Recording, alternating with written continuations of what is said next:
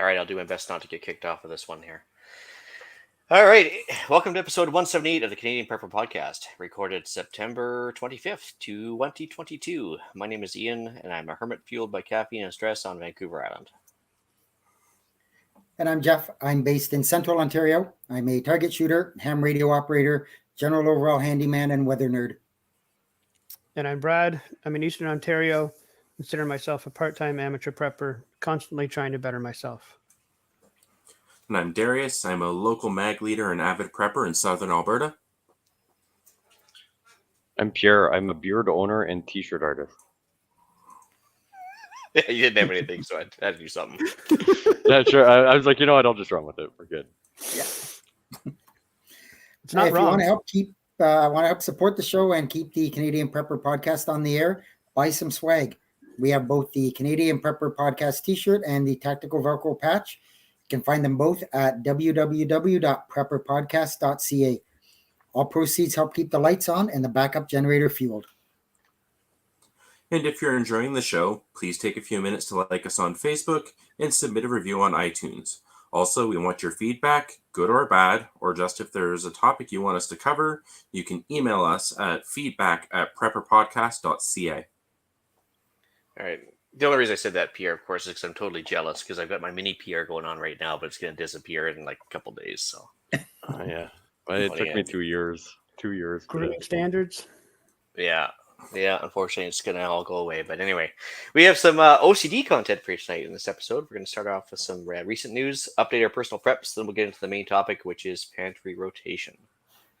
So, news time. I don't know if you guys heard about this part, but all the big box stores like Walmart and I think it was Target down the States, a couple other ones are all canceling all their orders. I don't know if you guys heard anything about that. I heard a little bit, but and not much more than that. That's stunningly shocking.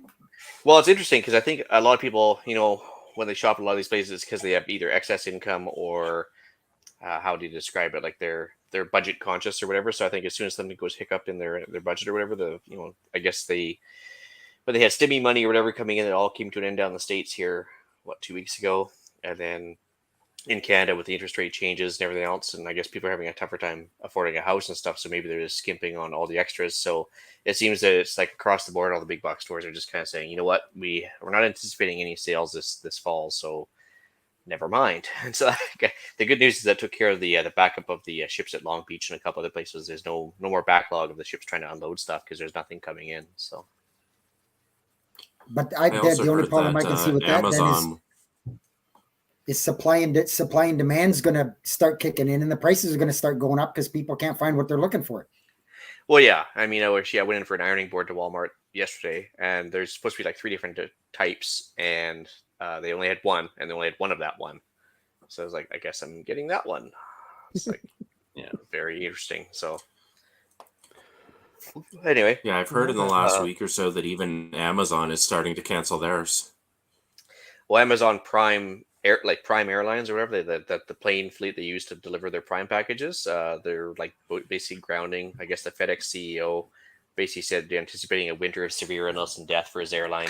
And a bunch of all these other guys are all like, yeah, I think we're kind of screwed here. So even Jamie Dimon there, I guess the CEO of Goldman Sachs, I think it is, he basically said, yeah, we're kind of in hurt right now. So, but I guess not according to any government you'll listen to. But anyway, speaking of which, so over in Lebanon and Syria right now, people are being accused of robbing banks because they're going in there to demand their own money. Banks are saying no, so they're going back in armed and getting their own money out. So they're robbing banks for their own money. That's horrible. That's kind of odd. Well, yeah, I guess because the same thing in China is going right now. Right now, they have some bank runs happening, and they've got a financial tightening. And so if the banks release that money with their fractional reserve banking, they can't lend out more money. So they want to keep whatever they can. And so they're trying to do their best to drag their feet on giving people their own cash. And now people are starting to panic. And so, yeah, people are going in like, here's a gun, here's my bank card, give me my money. my name is Bill Smith, whatever. And it's just like, wow, okay, that's really odd. But I actually made, I guess, other outside North America news, but it wasn't really making big news over here. I just thought it was a very interesting take on people getting worried about leaving cash in the bank, which leads us back to our precious metals episode and crypto episode, I'm sure. So you're saying it's definitely not a good thing to get into banking in those countries nowadays? Well, I wouldn't just do deposits and just call it a day. But anyway, so Greg says Amazon just shut down the process of opening one of these facilities. Actually, it's been more than one facility. I was just going to jump in and mention that I'd heard it somewhere that there was like 20 or 30 of them throughout the United States that they've put a hold on. Yeah, they either said they were going to build them, now they're stopping them, or I skimmed across an article the same as that, probably the same one that I didn't read everything into it, but yeah, they had said 20 some facilities they were going to stop the plans for and sell the land or something and get rid of it. They just stopped it. Huh. Melissa mentions that they want to have expiry dates on the currency, which brings us to that CBDC idea where they want to have central bank digital currencies, and basically if you don't spend it by the end of the week, you lose it. And they want to be able to shut off and turn on your money and everything else. That's kind of what they're proposing for the future. I'm like, ugh. That's definitely living paycheck to paycheck. yeah. Yeah, try to keep that velocity of money going up, right? Yeah. Yeah. No, Anyway. That's No, I'll pass on that. I'm sure Jeff will cover this a little more later on, but Tropical Storm Ian, I just had to say, like, I'm kind of cheering for it, but not cheering for it. Oh, you're cheering for it for sure. Don't kill Yeah. us. I mean, I feel bad because, like, it's a tropical storm, going to be a hurricane, but it, kind of bears my name. So I'm like, go Ian. Yeah. But yes, but the true question is it actually going to show up? That's true. It might not. Give or take a 50% chance. It might show up one week, might show up the other. You never know. That's pretty much all I had, though. Might stall out in the middle of the ocean. Yeah. So obviously, it's no surprise to anybody around that Hurricane Fiona took a direct hit on Eastern Canada and did some pretty catastrophic damage. I'll speak on it more in my weather blurb. I just put a small link to an article in there. There's hundreds of articles, and it was really bad down there. We've got Darius helped me out, but I was away a bit this weekend. But we've got somebody on the Discord who lives down there and was right in the middle of it. And they made a comment that they tried to walk down their driveway and they got to 50 trees across their driveway and they stopped and they weren't even at the end yet. So it's really bad. Yeah, Hughes had some good pictures up too about trees down in his area, and you can see a lot of the power lines are like leaned right over, so they're about to go. And obviously, you can't depend on the power supply from those things either. And it's definitely been a big and somebody posted a picture I seen, and as far as the eye could see, it was just the telephone poles were laying down. So they've got a massive job ahead of them to get the infrastructure back up. And Freya mentions that where it hit Newfoundland. Yeah, like I say, I'll have more to say in my blurb about it. But Freya mentions that's why Ian had been missing so much. He's been working on a weather manipulation machine. Oh, yeah, it's called chemtrails, right? Yeah, I can't tell you much about that. It's just part of a tell you whether I have to kill you thing. So, but yeah. Yeah, I am the weather manipulation machine. Anyway, and the other article I threw in there, sorry, Darius, just really quick. Some good news, maybe we'll see.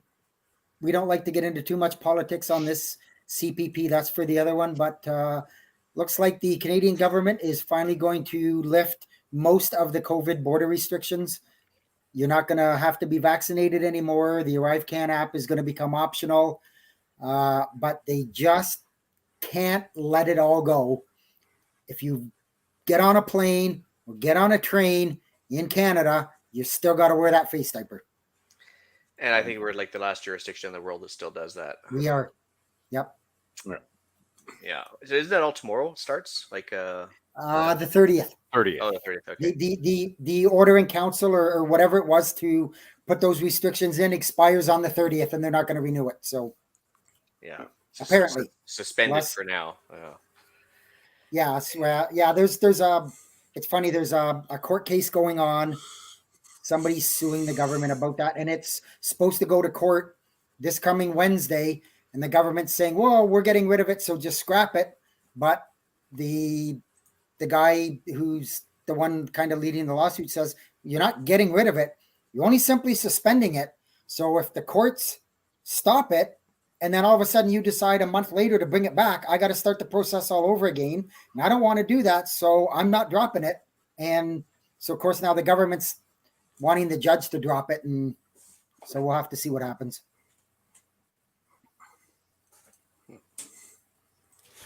And I threw one in there.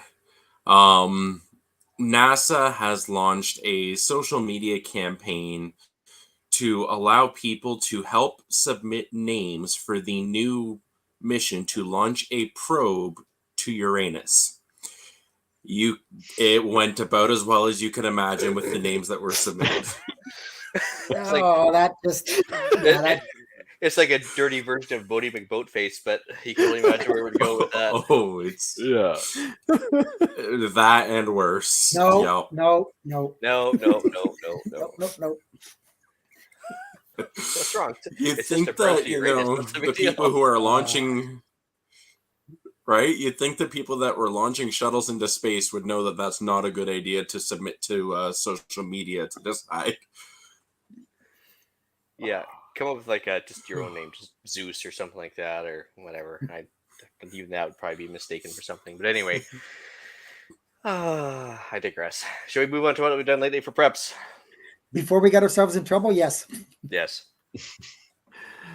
I stocked up a little on rice today. It was a good deal on at Food Basics, so I grabbed a couple bags of it. My mudroom floor insulating project continues. Organizing my basement for some winter projects and just room to do them. I replaced a sump pump in the basement last weekend. That was a fun little job. And a little bit of fuel rotation.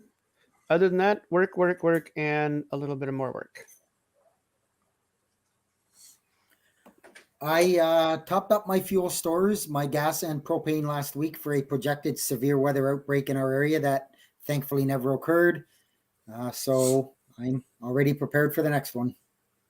So were you guys expecting thunderstorms or some sort of like spin off from the storm hitting the East Coast?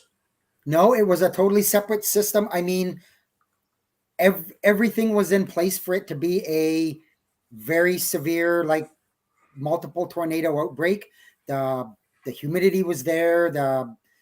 All the parameters were there. It just never sparked off, and which is a good thing. I mean, they literally on the weather people that I follow had basically from about Godrich north and west out the other side of Peterborough basically said you're in a good chance of getting some pretty wicked weather, including tornadoes. And like I said, it just all the parameters were there. It just didn't spark off for some reason, which is good. Yeah, I think you guys had enough this summer so far. Yeah. I don't think we're done, but which is interesting because we're already past the first day of fall, so like this should officially end, right? Something like that. Mm-hmm. Yeah. Okay. As for myself, handily enough, we were doing a pantry inventory today, and actually the last few days. So kind of running stuff around and reorging everything, which is quite timely for the episode. Forgot to mention that I picked up some surplus boots last week because my Army surplus store had finally reopened, which was good.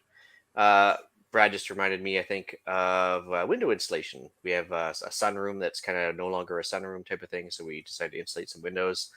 And in anticipation of basically changing them out and changing the outside of the house and all that stuff next year. Did a propane top up just to make sure we're all topped up for the winter.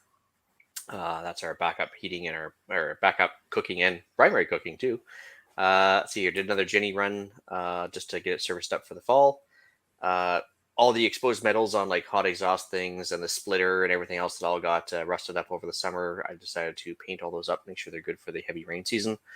And then took a bunch of tarps, covered up all the wood piles, and little office setup. So I'm just into my new office here, like as of last week. So started setting up the reloading press and kind of getting stuff kind of reorged here. I just kind of piled it in there last week, and when I have a chance, I just kind of get to it and kind of get a little more utilitarian setup. But anyways, slow progress.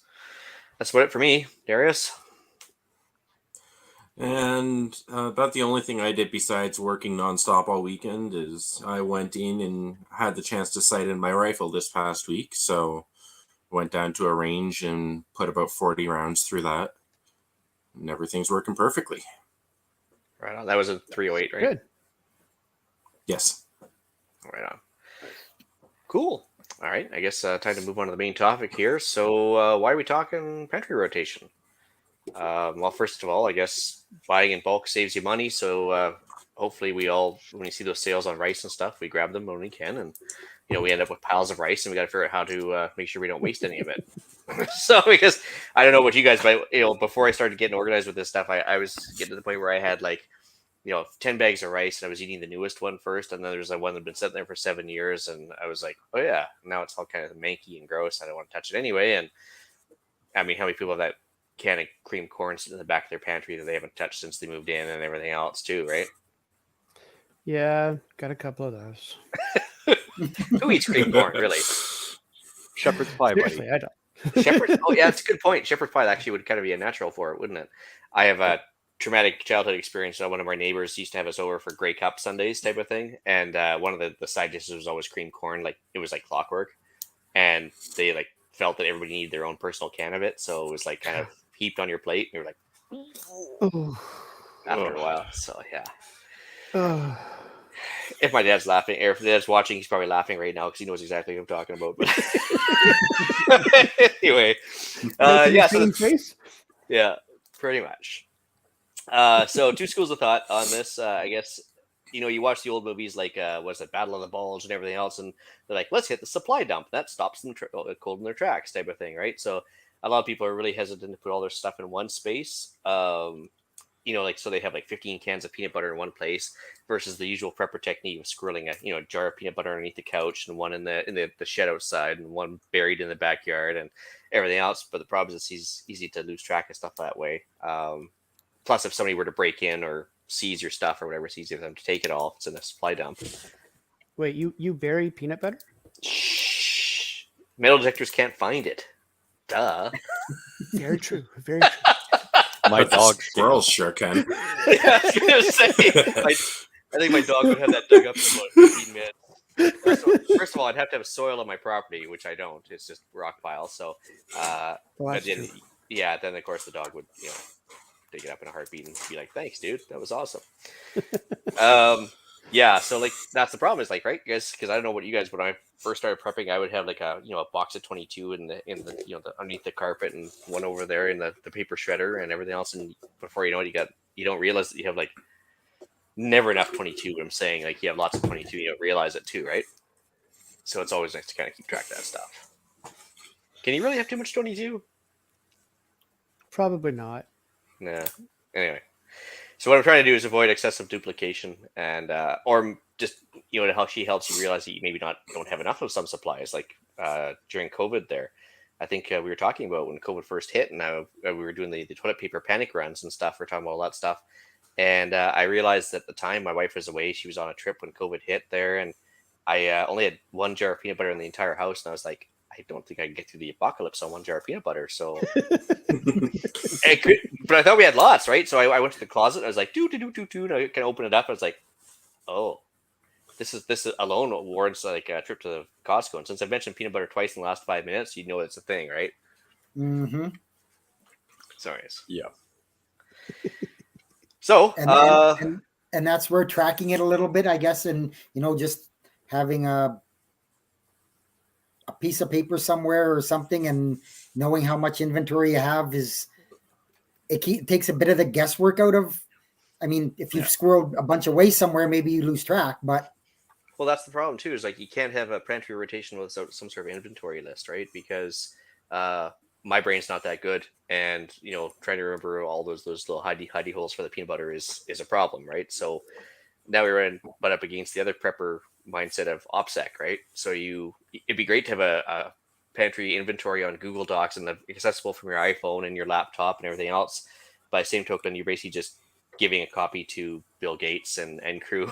So when you do that, so like some guys want to have a pen and paper version like hidden away and taped on the underside of the desk or something, and other people want to have it like digital for ease of access. But so you have to kind of balance the OPSEC versus the amount of labor it takes to do the paper one when you have to keep changing it, and the accuracy. A lot of times you'll forget to erase it or add to it or whatever. So inventory becomes, I think, key more than anything else if you want to rotate your stuff accurately. Because you guys go to the grocery store and you see those Campbell's soup can things where they have like the racks and they kind of slide down and you put the newest on top and then you grab the oldest off the bottom and stuff. And yep, it's great for when you're in a grocery store and selling the stuff, and it would also be great if you had those in your thing. But I don't think they even sell those soup racks, do they? I don't know, but I'd like to get some. I'm fairly sure. Yeah, I never would Fairly never sure even with the way the thought world works. Fairly sure with the Amazon. way the world works for 3D printing now, you could probably find them pretty quick. That's true. Hey. Or AliExpress, whatever. Yeah, I'm sure. But because that would be a way to do it for sure. But of course it's extra cost. But yeah. So if you're gonna pack away stuff in totes, like go to Costco and get those big black and yellow totes, and if they all look the same and you really don't know what's in them, but you just start throwing stuff in them. Everything from like plate carriers to freaking like itchy band noodles. Like it'd be nice to know what's in each tote rather than having to open it up each time and guess. It's like Christmas, right? So I guess as part of the rotation, you should probably have a designator of some sort on your tote, whether it's just a number, color code, whatever works for you, safe word, if you want to do that. But yeah, if you're gonna have everyone designated, just link it to a contents list so you can update it a little more easily. If you add an extra itchy band noodle or handmade whip or whatever, just to your totes, you got to make sure you keep all that stuff up to date. Told you to slip that in there somewhere. So yeah. What's that? Oh. Missed it. Anyways, data packing should be on the Mylar. So if you do wrap stuff in Mylar, whether it be pasta or rice or whatever, like you want to make sure you put the date you actually put it in there, and so you have an idea of how long it's been sitting there and what's in it. Or if you're going to do a pre-canned stuff like Campbell's soup, you want to have it kind of organized by date of expiry. So the whole idea being is that you want to eat the oldest first and put the newest towards the back or something, right? Yeah, and if you're packing your stuff in Mylar, do it in a size that you would be able to consume in a few days, as opposed to like a week. Opening a big 10-pound bag of rice and before you could eat it's no good anymore. It starts to go rancid or anything like that. Put them into smaller bags, and then you open it up, it's gone in a few days, and you like you say, eliminate the waste. Well, yeah, because Bryden sells his 1 gallon ones, right? Sorry, go ahead, Darius. Yeah. I said, unless you're Ian, and then that 10-pound bag of rice is gone in a week. Yeah, well, it's my family's go-to, right? So I like to put everything in 1 gallon things, like Jeff says, because if you open up the 10 gallon Mylar, all that rice starts going bad at the same time, or pasta or whatever. But if you have the 1 gallon at a time, it's like less to start that rotting process down. And yeah, it's just easier to move stuff around too, but it's in smaller packages. So when you get old and crinkly like me, it's like easier to lift. And easier to store and organize too, especially if you're putting it under the carpet. It's like smaller package, less lumpy that way. Right. So out of the live chat there, and a question from Melissa. She says, freeze your rice first. It kills any of the potential bugs. Do you keep it frozen, or do you then unthaw it, put it into a Mylar bag and seal it? Well, there's two schools of thought. So whether it's, especially with flour and pastas, and especially if they come from overseas, obviously the weevils are a problem. So you freeze it for up to 3 weeks to kill all the eggs and all the active bugs if there is any, and then it's fine. It's good to go. The other theory being that you put a oxygen absorber in there, and any bugs, no matter how small, still need some sort of oxygen. So if there's no air in there, they're not going to breed and reproduce and everything else in the mylar. Okay, but if you let it unthaw, does that moisture not then cause problems or? Yeah, you can't just pull the wheat out of the freezer and immediately throw it in mylar and everything else. You come back up to temperature.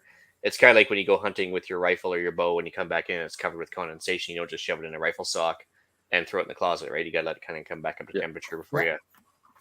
Same idea. Okay. Melissa also points out that people would wrap stuff individually, measure out for what they consume in a meal. We do that with a lot of the pre-made stuff for the freezer and stuff. Generally, I do kind of a week's worth or whatever in that 1 gallon package. Maybe it's a couple weeks, whatever, but it's just like smaller usages. Certainly more utilitarian, I think, than a large bag. And she says that keeps the flour in the freezer and takes it what we need. But that works too. I mean, it's also going to degrade less, especially if it's got the husk still in there. If it's not like pure white flour, if it's the brown flour, it's going to have stuff that's going to go rancid. Yeah, we just have a freezer and we just throw everything in and take it out as we need, fill up a small container, let it unthaw, and carry on. Especially if it's not something that you're going to pack away for long-term storage. I wouldn't find it worth the while to put that in Mylar bags and 5-gallon pails just to be used up, within the year. Let's use those for long storage preps. But so we just keep the oven bags in the freezer to just take care of itself. Keeps it fresh. Yeah, I guess the same thing. The idea is the wheat berries before they're ground would last longer than the ground wheat too, but same idea. She also mentions to soak your rice before you're cooking. 100% agree. You gotta get that little starch bit off, so you kind of rinse it a couple times, get that white hot dog water off there, and then you cook it properly. White hot dog water. Ugh. That's basically what it looks like. Yeah, it is. Yeah. But anyway, that's mostly the glutinous rice business that comes off of it. So actually, it's less sticky if you rinse that stuff off too, which is kind of nice. Yeah. But anyway, back to the pantry rotation. So obviously, some tools that are going to help you complete the task. Shelves. So Costco item 1600205 for all those the Costco people. There's relatively cheap shelving units out there that can hold up to 1,000 pounds per shelf. The running joke in the family here is the wife figures that if it's got a cubic meter of space or however much cubic space there is, doesn't matter what you're packing, whether it's depleted uranium or feathers, it's like as long as you can fill it, it's good to go. So we like to get the high strength stuff so it doesn't create some sort of overstress situation and come tumbling down. So this shelving unit that I put the number for, it's really good. So 1,000 pounds per shelf times 5. And it's $150 now. It used to be 100 and 105 or something, but of course, inflation that doesn't exist. So if you kind of get a couple of those going, it's a nice thing to help. I would put little racks up along the back and the sides to make sure that when you start pushing the cans into the excess, they don't go spilling out the sides or the back. Ask me how I know. How do you know, Ian? Well, remember when we were talking about wastage? Because that's a problem, especially when you have glass jars and they're above the bottom layer, and you start pushing shit in until it goes off the back, and and of course the stuff in the back is the newest, so that's always the best ones to spill onto the ground, right? Oh yeah. It's fantastic. They haven't aged yet. Yeah. Well, it means they stink less when they hit the ground, at least. Yeah, true. Yes. Anyway, so if you're going to shove stuff on shelves as part of your rotation, you should have the same convention used for each thing as which one to use first. What's the front left can is what I'm going to use first, and kind of work my way to the right, then back one layer and starting left to right or whatever. However you want to do it, up, down, sideways, I don't care, but just use the same process each time so everybody knows which one to use first. That way, the spouse doesn't grab the maple syrup that you bought last week versus the one from 6 years ago. Still lasts forever anyways, doesn't it? Yeah. Similar to honey. Yeah, pretty much. Absolutely. The other thing too is if you want to organize it by either types of food, whether it's all your starches here or specific meals, this is all your breakfast stuff, all your lunch stuff, whatever, all your oils, whatever. Just so it's kind of an easy access thing if you're going to put it all in one place and not hide it under the carpet. And the other thing, ask me how I know again. Lightest stuff on the top, heaviest stuff on the bottom for CFG purposes. You got the center of gravity is a thing. and we do live in earthquake country where we are here, so we don't want to have the glass up on the top shelf and have hilarity ensue when we get like a very minor tremor still. And feathers on top, bricks on the bottom, good to go. It won't move. So Yeah, basically. I also had I was looking up some other organizing stuff, and somebody had put a shelf system in that they had all of their non-liquid stuff on top, liquid stuff on the bottom. In that liquid organization, all the cleaning chemicals on the bottom of the liquid. Like if you had 4 shelves, yeah, your 2 bottom is all liquid. The bottom is cleaning supplies. The upper of the lower shelves is food supplies. So nothing chemical would spill onto edibles. I thought that was pretty good. yeah, Yep. no, it makes sense. Absolutely. Yep. Let's just get a couple comments again. Home Depot wood and brackets, they look amazing. Yes, they do. Fun fact, when I lived in Barrie there, the first shelving unit I made was out of excess fence boards. And of course, it was great for the size to keep stuff from spilling off the edges, but the middle of that bracket looked like a swayback horse. It wasn't really thick enough. I'll send you a picture of what she's talking about afterwards. Okay. We have them. No, well, we have them in our basement, all across the house. So yeah, we buy those. What are they like? I think they're Pine 8 by boards? 10. Yeah, they're just the pine boards. They're 12-inch pine boards and the 8 by 10 brackets, and put them in each stud. You can moderate the height of them.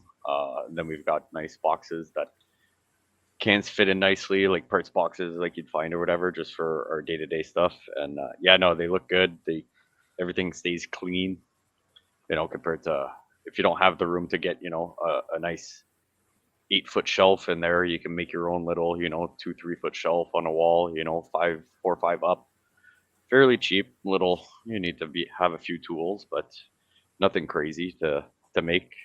They'll get you by for sure. Yeah, I think if you don't break your chop saw doing lumber and you have a cordless drill, you can probably clap those together fairly fast. Oh, yeah. Especially if you have spare wood around, right? Like if you have a lot of times you can pick up the spare wood from construction sites, that not the fresh stuff, but the stuff they're done with. Dumpster diving. Yeah. Anyway, or if you go to any of the supply shops that have the 10,000 pallets that they're just willing to give you as many as you're willing to take, strip those down, paint them or sand them and paint them. Yeah, the roofing. That's lots of free wood. Yeah, the roofing guy Find nearby. those in Ottawa. Find those in Ottawa. An area right now is impossible. There are so many people collecting them to take them apart and use as kindling, or to make furniture out of them, or there's a huge industry now in returning them. Some of these guys get $5-6 a pallet, and they fill their 5 tons full of them. You make a couple $100 in a day, plus your regular day job. Yeah. Man, Wow. I wish we had that up here where I'm at right now. They can't get rid of them fast enough. There's, hundreds and hundreds and hundreds of every warehouse on the street. Sounds like we did that Seinfeld pop bottle return trick, where they cross state lines, and but same thing here. Like the roofing supply guy can't get rid of them fast enough, and so whenever I get a chance, I'm driving by. It's like I just grab a couple on the way home or whatever. But over in Europe, I mean, same thing. They're using those, planning to heat their houses with them because they got no gas coming in. So that's a thing. Let's also mention that you can buy the that's the wrong one. Mark the date of purchase on the items helps as well. Yes and no. I'm going to disagree with Melissa for a second. Holy crap. Because I mean, it doesn't really matter for me when I buy them. It just matters to me either when they expire or when I pack them, I guess, because, if you bought them a week before expiry or a year before expiry, it really doesn't matter.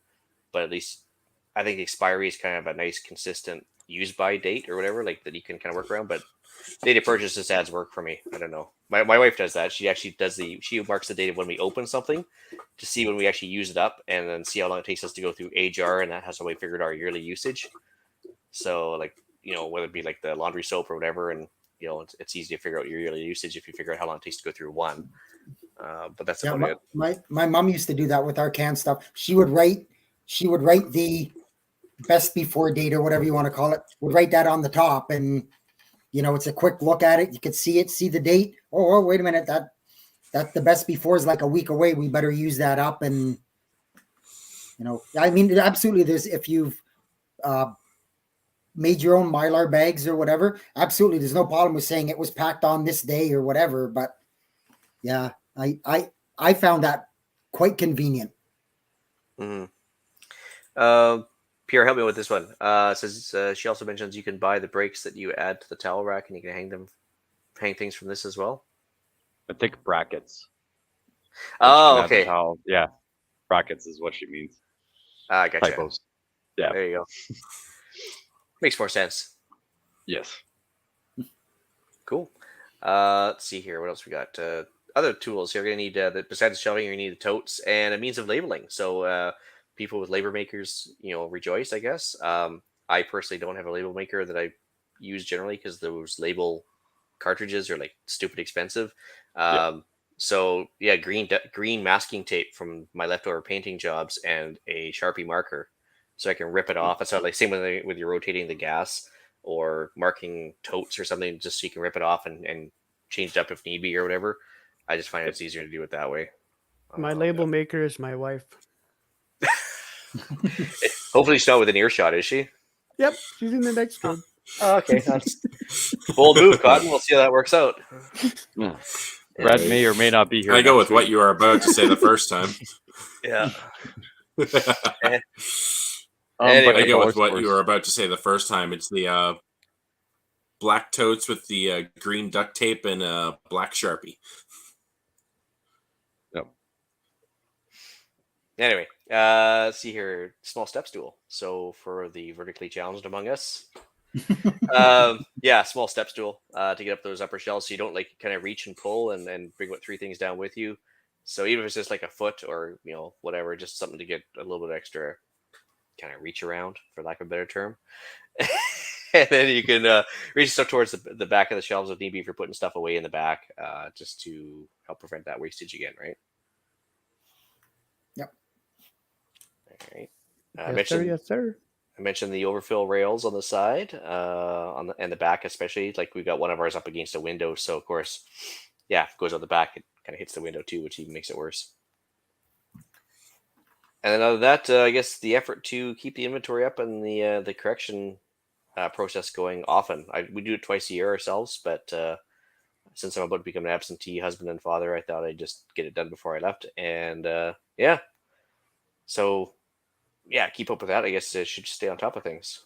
That's pretty much all I had for pantry rotation. Anybody else? I think those are all good things. Go ahead, Jeff. Yeah, no, I was going to say, I don't really have anything to add. If anybody in the live chat's got anything that they think we've missed or have any other ideas, let us know.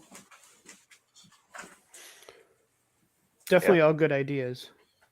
I got plenty of supplies here, just they're not all organized and they're not all in one spot. And like Ian, you were saying, just this week you were starting to organize. Well, that's been something when we were talking about this, about doing this episode, this topic, I've been kicking myself in the pants for the last, year or so of getting into my stock room and organizing everything. So this is one that I'm going to go back and look at all these show notes again and again and again. And like I said, I've got a couple of other articles and ideas written down and see what I can't come up with. So this was educational to me as well. Yeah, I mean, everybody's got their own way of doing things. Like even for like nuts and bolts and stuff out in the shed, I try and keep like the same size of package. So like peanut butter jars or whatever. See, peanut butter again.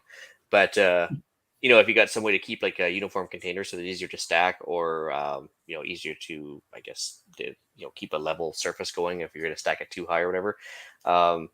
Anything helps, whether you're using the same storage units or just the same conventions or something. It'll all help over time.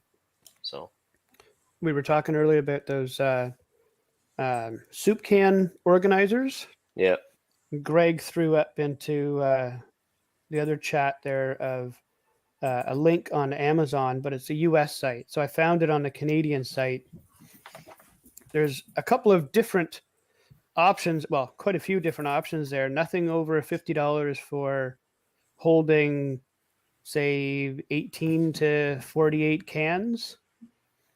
soda Yeah. can organizers and different racks and over the door racks and whatnot on Amazon for Canadian site.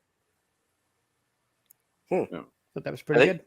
biggest problem with the can rotation system is I just end up drinking more cans of whatever, so that's a problem. I'm trying to avoid that. Anyway, Yeah, Self-control. depending on the can you have, they might fit in those. But also a thing we've noticed is, we've gone out way before the COVIDs, said, okay, let's go get some stuff. And you just walk around, you're like, oh, that's a good deal. That's a good deal. And then you pick up all these supplies and everything. And then you get home and a year later, you realize you haven't touched, 20 of the 60 cans you bought because you're like, yeah, it was a good deal, but I was like, it was kind of a waste. So, if you go out, try and make sure it's going to be stuff you eat. Like, we have a 9-year-old daughter that's almost 10. So, I mean, she loves peaches. So you buy a bunch of peaches and then 2 days later, they don't like peaches anymore.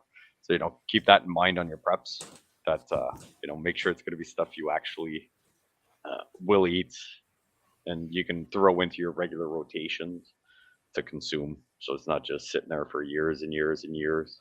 well, so far we've discovered that we vastly overestimated the amount of tuna and Libby's or Heinz beans that we eat because it's like they keep multiplying in the closet because every time there's a sale on tuna or brown beans that we grab a case, but then our consumption is almost nothing. So it's like, okay, I think we need to just tone that the F down because especially tuna, like I thought that'd be something we use more of. No. So I'm not I don't eat it. My daughter doesn't really like it. The wife likes it, but I mean the 2 dogs just love it, right? Like you crack a can of that, the 2 dogs in there are just drooling. So we've been adding them to the food. Like, hey, we got to get rid of food, so it's like give it to the dogs. You got some rice to cook and everything. So yeah, we give it to the dogs, right? Like so we add a bunch of stuff that they'll eat. Like we go to the dollar store and they'll have like a liver pate, which not for me, but I'm like, should not go to the dogs. It should come to me. No, yeah, but buy 2 of those cans, and I can feed my dogs at least one day with a bunch of rice, right? Yep. Let's say that we do the same thing with mackerel because once in a while the wife gets a hankering for some canned mackerel or whatever. But yeah, the dogs love it, and like stuff from the dollar store, it's amazing. We actually fed the dogs some not expired, but we'd canned some bear meat from the bear I tagged a few years ago, and it was like it'd been a few years in the can. I was like, I don't want to throw it away, but I don't want to eat it anymore at this point. So I was like, dogs loved it anyway. No, so we didn't waste. It was useful. It was useful. So, So Aqua Run Girl has a question. She says, "How do you feel about dehydrating food?" Well, it's really cool. Well, I think you're the only person that's done it, right? Because I haven't touched one myself. Yeah, I mean, we've dabbled in it, myself and Mel. We don't have a crazy amount of experience. Like I was saying prior to the show, we ended up with 2 of them instead of 1.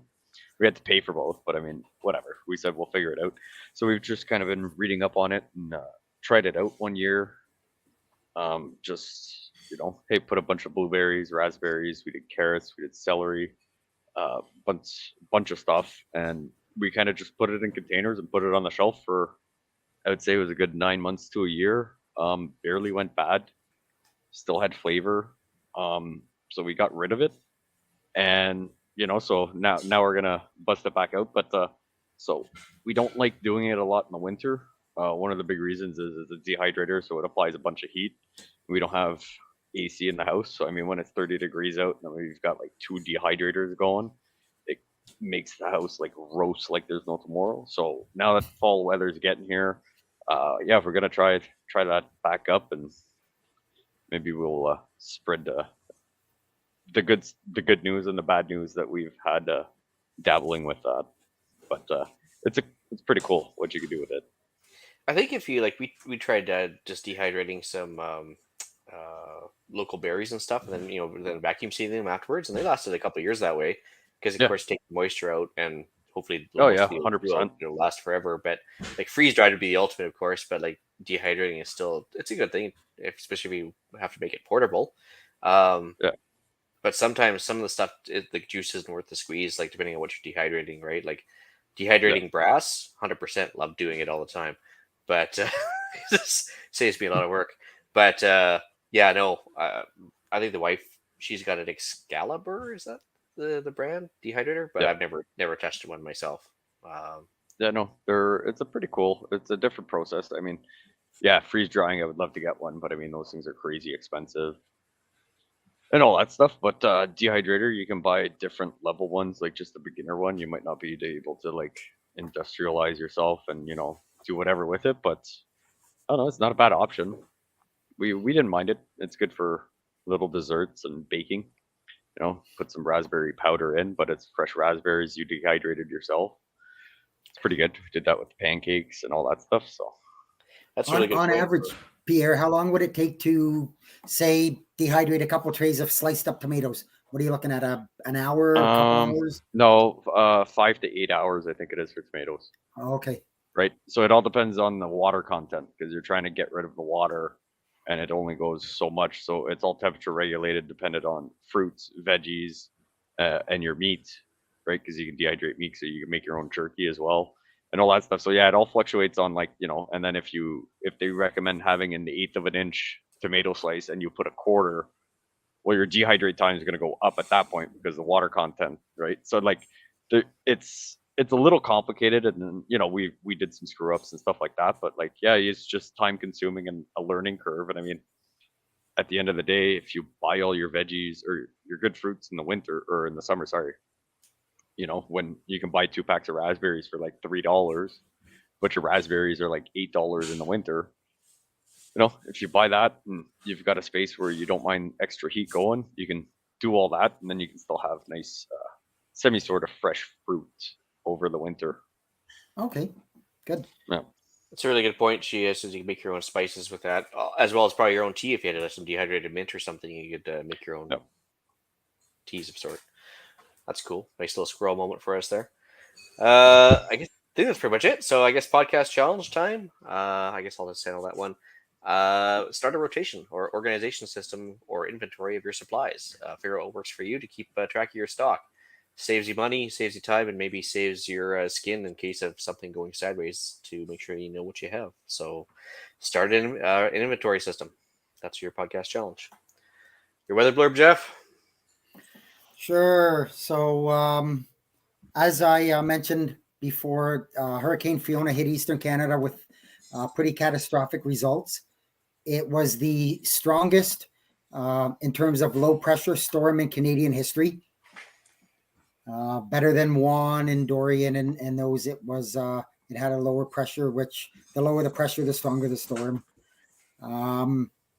More than 415,000 Nova Scotia customers, or about 80% of the province, was out of power at any given time. Prince Edward Island basically was their grid was more or less knocked out for the whole province. They were down at about 95% without power, and there's still quite a lot without power. New Brunswick had 44,000 people also without power. Port aux Basques, Newfoundland was the hardest hit area. The town is on the southwest tip of Newfoundland. Just over 4,000 residents. More than 20 homes were destroyed. The cost of the damage is going to be obviously in the millions. Sadly, a 73-year-old woman who lived very close to the ocean and decided not to evacuate, was washed away with her house, and her body was located in the sea. All I'm going to say to that, folks, is I feel obviously very bad for her and her family and whatever, but she had no reason to be there. You're that close to the water. You've got a historic storm coming. Put your pride in your back pocket and get out of Dodge. Don't put yourself in that spot, and then you're putting the first responders in a spot of potentially wanting them to come and rescue you when, I don't know. I feel bad, like I said, terrible for her and her family, but it should have never happened, and she shouldn't have been there. So even recovery efforts are going to put guys at risk, right? If they're going to have to go out in a power boat during like 40-foot waves just to go recover a 73-year-old body, I'd be kind of pissed off as a first responder. So It's like totally unnecessary, right? And yeah, sad but unnecessary, like you said. Yeah, I've said for a long time, if your actions cause a first responder or whatever to get injured, killed, or come after you, that they should be coming after you. You know, you should be paid. First of all, you should be paying the recovery bill.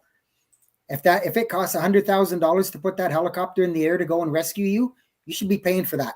You had a chance to get yourself out of danger, and you didn't do it. So, anyways, I'm not going to go anymore. I'll go on a rant and I'll get us kicked off. So, I can't be the only one doing these things. yeah. No, go ahead. Oh, I was gonna say Port Basque. Isn't that where the ferry from Nova Scotia lands as well? Yes, it is. And apparently the dock is gone. So that my next question was, what's Newfoundland going to do for supply trucks? Well, there's three different docks that the ferries can pull into. So Port Basque isn't the only one. Oh, good. Okay. Port Basque is the shortest one, though, right? Yeah, it's the closest one to the mainland. But with winter coming, aren't the other ones shut down in the winter? Because I remember going to Newfoundland a long time ago, and the only one we could take because it was winter and everything was, I think, Port Basque. You can go out to like the one right by St. John's or whatever. That was only open during the summer. I don't know if that's changed, but I mean, we're also talking like 13, 14 years ago. Well, and we're also talking, this is, like Jeff said, a historic storm. I can see them keeping those lanes open to make sure that supplies keep coming in to the island. Yep. So, no, sorry, go ahead, Jeff.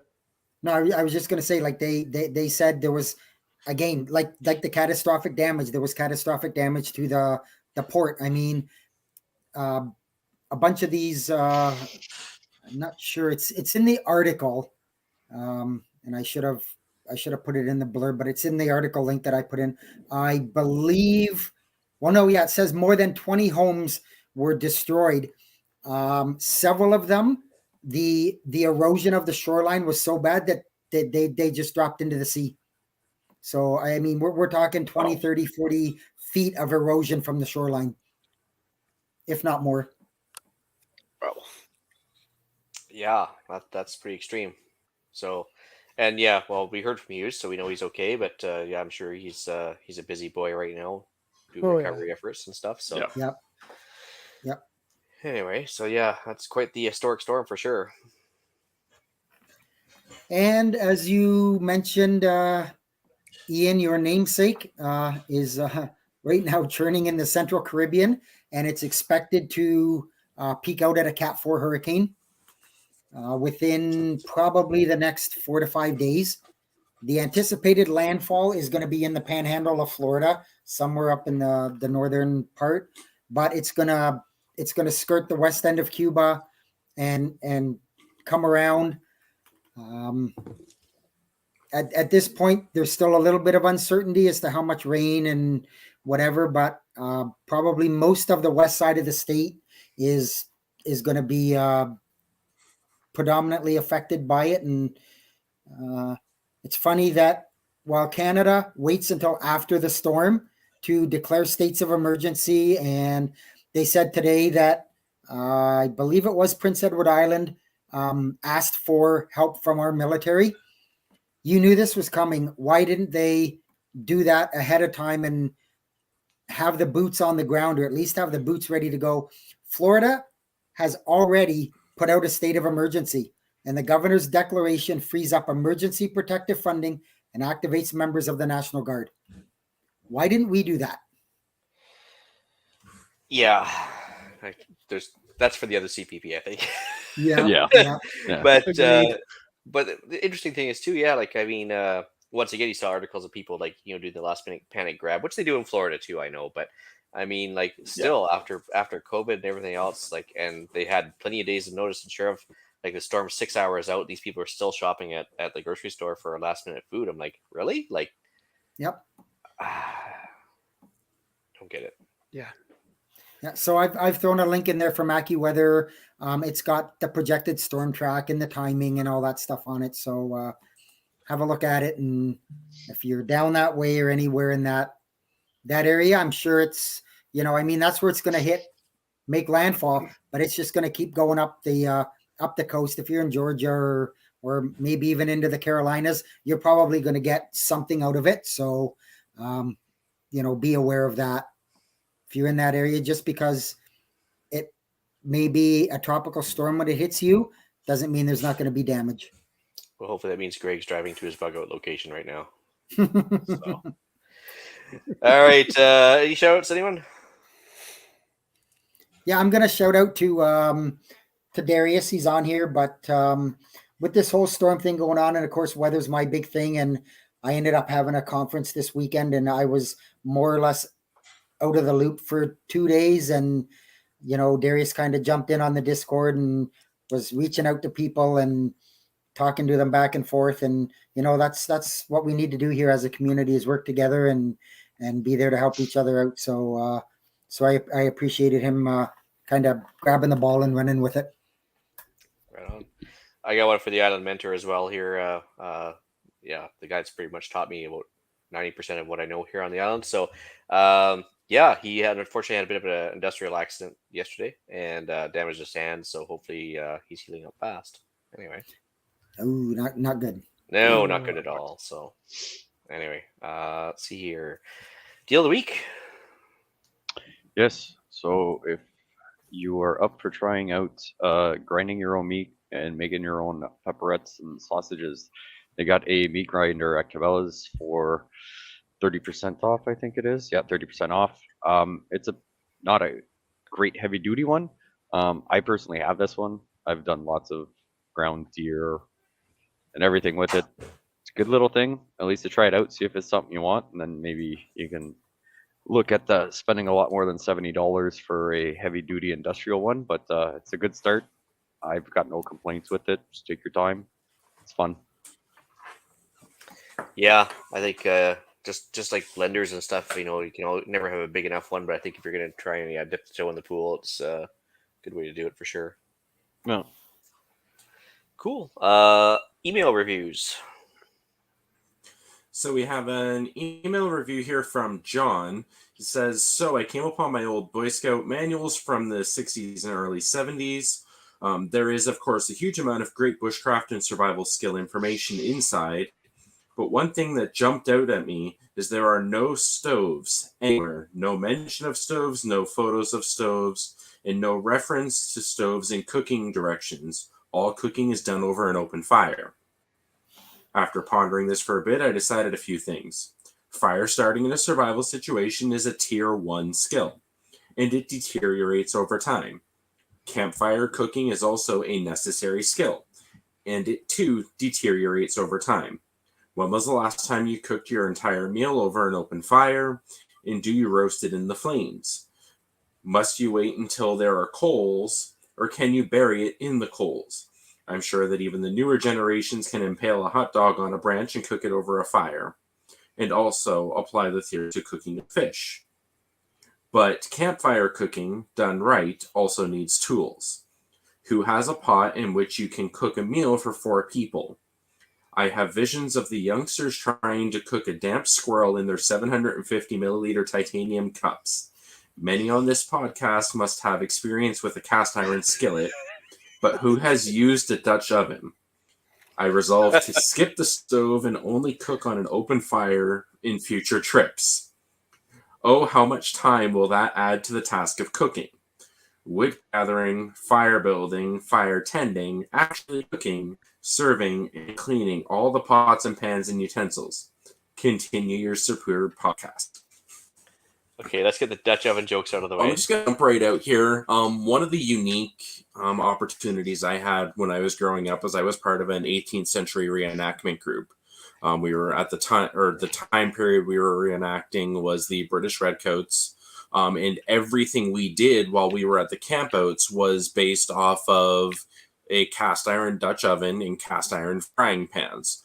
So I've cooked everything from stews to handmade apple pies on cast iron over an open fire. Nice. Did Okay, you ever use a reflector oven? No. Do you know what it is? I've seen them used in such in like the stone prop ovens and such. I've never used any of that myself.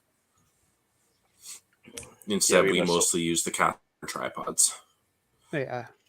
So the tripods are surprisingly cheap. Princess Auto and even Cabela's, I think, has a cheap set that goes on sale quite often. Yeah. For the Dutch oven, which we have as well. But full disclosure, I have not. Okay, I got a Dutch oven joke. I've given Dutch ovens, but never mind.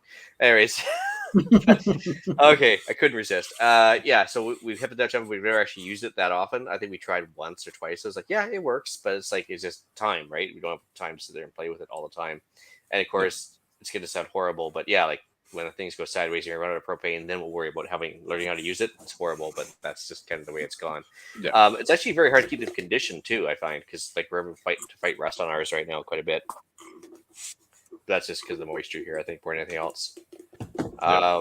So first things first, I can't, having been in Beavers, Cubs, and Scouts myself, I still can't believe they actually let us play with fire as often as they did.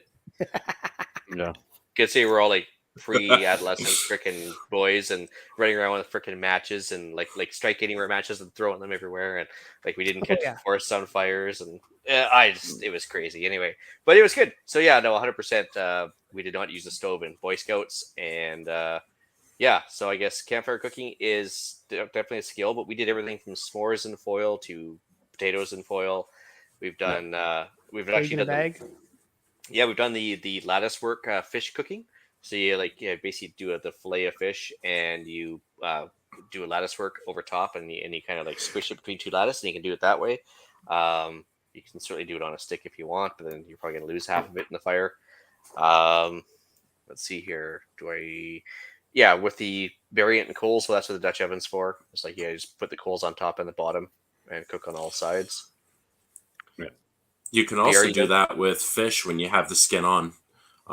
Bury a whole fish in the coals, and then cook on top of it for a bit, and it partially smokes them. And then once you're ready to eat them, unbury them, spread them out, and then take the skin off. Pierre, you've done the Dutch oven thing? Oh yeah. It also involved chocolate milk, so it was extra stinky. But no, but actually that Dutch oven from Princess Auto, we actually have one as well, and I'm like, oh sweet, but yeah, no, we haven't tried it. And I'm like, you know what? Like, we had the power lose out a little while ago, but we kind of lived fancy, right? So we busted the generator out to make sure we didn't lose any food, and then we have a fancy cooking stove with 2 burners and an oven and our barbecue and everything. And I'm like, we were actually watching Yellowstone on the side of the house because we had a projector that works off Bluetooth, and we had stuff downloaded because we knew it was coming. So I mean, we were living pretty large while everybody else had no power. But that might be something that to take worthwhile is take them out, make sure they're nicely cured, not full of rust, and maybe try that out. See if we don't do a horrible job. Yeah, I think even more so than the Dutch oven, the tripod, just to suspend stuff over the fire, is a huge benefit tool, because I mean, to shape 3 rods of metal like that after the fact in an emergency is going to be a lot tougher to do than buying the cheap set from Princess Auto or Cabela's ahead of time. Yeah. But cleaning all the pots and pans, I mean, we've just got one of those blue metal camping kettles. Like I can't remember the actual name of those speckled white and blue kettles. Anyway, yeah, I know which one you're talking about. Yeah, those kind of specialized camping ones. Yeah, so we just the keep old one ceramic metal. Yeah. So yeah, we keep just like a water kettle on top of the fire all the time, because it gives some thermal mass when the fire goes down. It kind of keeps radiating heat, but also hot water ready to go when the fire goes out. So for dishes and pots, pans, even hot water for making tea or Ichiban noodles or whatever you need to make. I always have water on there. It seems to be a thing when we were running the wood stove in the winter. So, but during summer, it's another whole thing, right? And well, we do have that outdoor Princess Auto stove. We've really never used that either, except for making sea salt and random other stuff like that. Just not a big use item. Yeah. But have you guys also seen those brackets you can buy that are probably a lot smaller, but they're, I don't know, I want to say 3/4 of an inch of steel, and they've cut 3 holes on specific angles, so you can pretty much use any tree branch to make a tripod to go over a fire. No. So Okay. instead of like lugging around a whole tripod, even with the collapsible legs, it's just, I mean, it's probably a little bit of steel or whatever. I'd have to try and find the video and send it, but yeah, it's just a chunk of like a triangle. And it's got 3 cuts in it, and you just put the sticks through, and you can make your own tripod. It's the same idea as the sawhorse brackets. You just put the 2x4s in, right? Which is for a fire tripod. Makes sense. That would be something very good to look into. Yeah.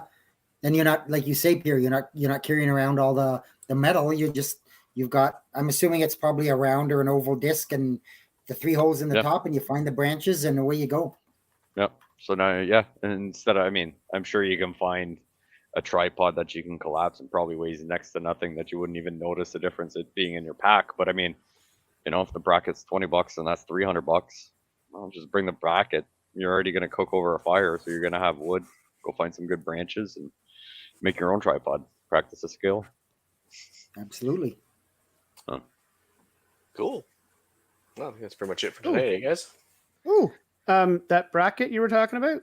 Yeah. Yeah. $18 on Amazon. Yeah. Is there anything Jeff Bezos can't do? You gotta fund those penis rockets somehow, right? Yeah, Like that. that right there. Oh, yeah. Okay. Yeah, so you That's just put the handy. 3 things. That's super light. Yeah. It's like $20. That's what I mean. Like, I'm like, that's not a bad idea compared to a whole tripod system, right? I mean, if you want to do the fancy backyard, then yeah, get the fancy one, but throw that in your bag and you'd be laughing. This is $18 right now, which is 25% off of its normal $24. Yeah. Add to cart. Yeah, no, that's for sure. That's a good one. Cool. Well, I guess with that, I'll bring episode 178 of the Canadian Prepper Podcast to an end. You can find the podcast on iTunes, Podbeam, Spotify, or your favorite podcast app. Please help us out and submit a review. It helps others find us. You can find me at feedback@prepperpodcast.ca, or I am frequently on the Discord app. Oh, my. Oh, crap. Brad? Sorry, guys. Sorry. If anybody wants to get a hold of me, it's at batbradcpp@gmail.com. Cool. Darius, you want to You handle can get a that? hold of me at any point. Yes, I can. You can get a hold of me at any point on the Discord app. And go ahead. Oh, Yeah. God. Pierre? You can mostly find me on the other CPP tomorrow night, mostly talking about other stuff, but the occasional time I'm on the Discord as well. And if you ever need anything custom made, you can send an email offthewallcustomizing@gmail. You do the can opener T-shirts, right? I had to get it in there. Yes, sir. There we go. Yes, sir. Yes, we made those actually like 5 minutes before Brad left the house. We were like, hold on. We went downstairs. Yeah, me and mostly Mel did whatever, but yeah, we busted that off real quick, and yeah, so we make those. Oh, what does it say? Yeah. Like, to just show like a can opener and that's it? It's a can opener and it says Canadian Prepper Podcast. Oh. Ooh. Literally, the show ended and Eric was like, "Yeah, I want one." Yeah. So yeah, it was pretty funny. Yeah. Excellent. Awesome. Well, you can reach Ian directly by emailing me at theislandretreat@gmail.com. And you can also find me with Pierre on Canadian Patriot Podcast, which is on iTunes and YouTube. Recording Monday evenings at 9 p.m. Eastern. There you can find us discussing why government waste in society makes you do inventories just for fun. Personal note, yeah, I'll be offline for 6 weeks. Despite the fact I didn't even make fun of Eric this whole time. I'm sure I'll put up both the 6 weeks of chirping for this. But yeah, I'll be off on a course. So I'll unfortunately won't be able to make the podcast, which is too bad. Good luck, man. Yeah, thanks, buddy. Yeah, it's all good. Well, thanks for joining us. And until next time, be prepared, stay safe. And keep learning.